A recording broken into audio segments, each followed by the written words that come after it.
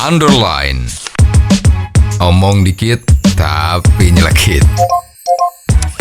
Bersama Om Bob.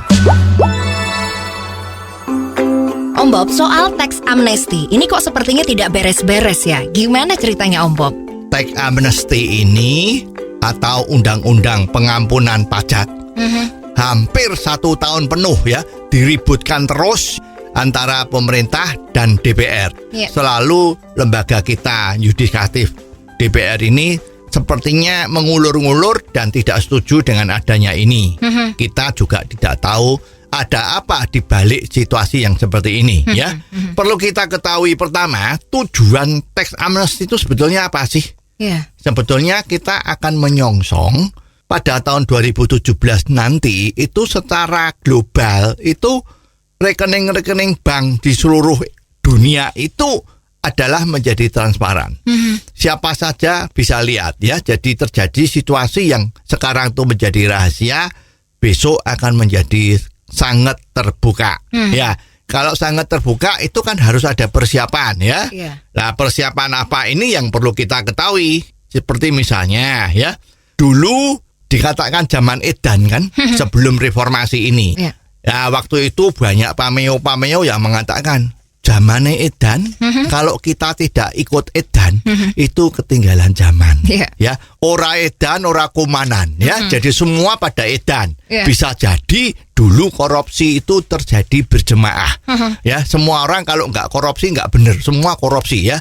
Nah, korupsi ini kan menjadi harta yang tidak jelas kan. Karena korupsi tidak berani lapor pajak kan. Nah, termasuk kemungkinan sekarang itu mungkin ada pejabat-pejabat ya, tidak semua ya, yang dulu ikut-ikut zaman edan, tapi sekarang sudah sadar menjadi pejabat yang bagus. Lah, kalau sudah menjadi pejabat yang bagus, dia mau menindak sesuatu, kalau dirinya belum bersih kan repot. Ya, seperti Bang Ahok yang sering bicara di televisi itu kan. Kalau ada orang yang menentang Pak Ahok, selalu Bang Ahok bilang, coba berani nggak buka-bukaan, kamu bayarnya pajak tuh berapa, sudah bersih belum? Kalau belum bersih ya jangan banyak ngomong lah, ya nanti malah bisa kena sendiri ya. Ini kan menjadi kelemahan-kelemahan aparat-aparat kita di dalam menjalankan tugasnya. Jadi kalau ini nanti ada tax amnesty, otomatis hal-hal yang seperti itu sudah tidak ada. Jadi salah satunya adalah seperti itu ya. Dengan adanya tax amnesty ini juga diharapkan kan banyak duit yang lari ke luar negeri kan. Contohnya yang kemarin bocor itu Panama Papers kan.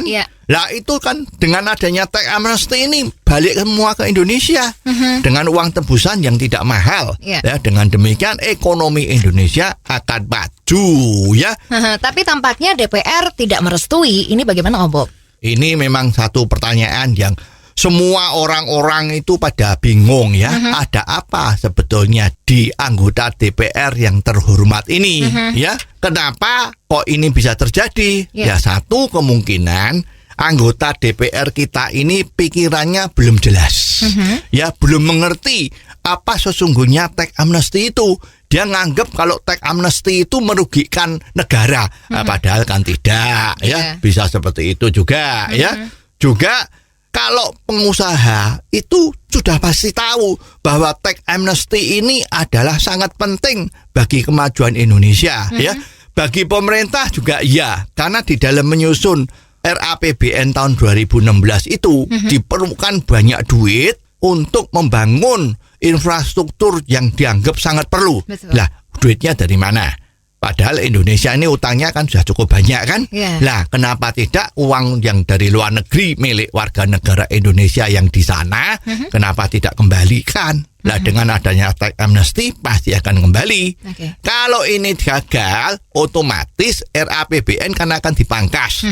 Efeknya infrastruktur tidak jadi dibangun. Kembali Indonesia jalan di tempat. Bahkan bisa negatif nanti perkembangannya ekonominya.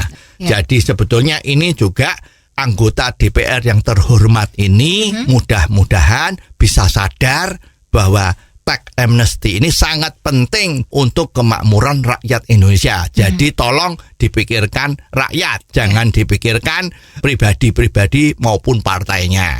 Solusinya seperti apa Om Bob? Mestinya pemerintah jangan ragu-ragu mengeluarkan perpu, peraturan pemerintah pengganti undang-undang. Ini kan punya hak untuk mengeluarkan ini. Keluarkan saja perpu. Toh tax amnesty ini ada waktunya, ya waktunya dalam tempo 1 tahun, itu hanya berlaku setahun, kan sudah selesai. Walaupun nanti perpu itu harus disahkan oleh DPR, tapi kalau semua sudah jalan dahulu, perkara disahkan atau tidak disahkan kan sudah terjadi, di mana pemerintah sudah punya uang. Saya yakin kalau ini udah perpunya sudah keluar, ya DPR mau tidak mau ya namanya juga harus membantu pemerintah kan, bukan berseberangan. Kalau DPR berseberangan, mana negara kita bisa maju, ya kan? Jadi mestinya keluarkanlah perpu, jangan ragu-ragu. Oh, jadi begitu ya Om Bob.